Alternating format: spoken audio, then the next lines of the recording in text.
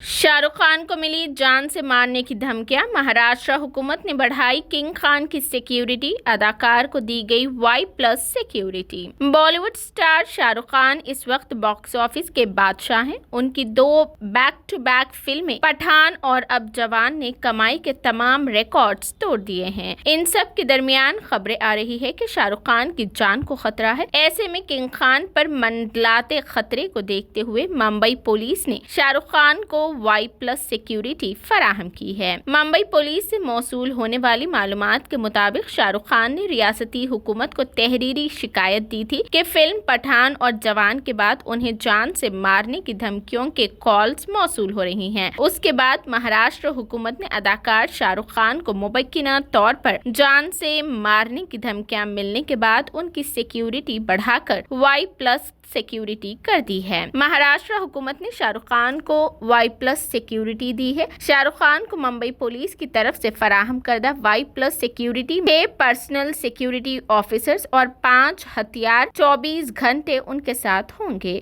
दरअसल पुलिस को खुफिया इत्तला मिली थी कि शाहरुख खान की जान को खतरा है। हाल ही में उनकी फिल्म पठान और जवान के हिट होने के बाद शाहरुख खान अंडरवर्ल्ड और गैंगस्टर्स के निशाने पर है। इससे पहले सिर्फ 2 पुलिस एहलकार उनकी हिफाजत में थे। किंग खान की Y+ सिक्योरिटी के अखराजात शाहरुख खान खुद बर्दाश्त करेंगे। अदाकार को ये रकम महाराष्ट्र हुकूमत को अदा करनी होगी। आपको बताते चले कि गुज़िश्ता साल के शुरू में लॉरेंस बिश्नोई गैंग की धमकियों के बाद बॉलीवुड अदाकार सलमान खान को भी Y+ सिक्योरिटी फराहम की गई थी। शाहरुख खान मुंबई अंडरवर्ल्ड के साथ तनाजात का शिकार रहे हैं और उन्हें धमकियों का सामना करने के लिए जाना जाता है। हाल ही में फिल्मसाज संजय गुप्ता ने सोशल मीडिया पर जवान की तारीफ की थी और किंग खान के गैंगस्टर्स की धमकियों समेत चैलेंजों पर काबू पाने के अज़म पर भी तारीफ की थी।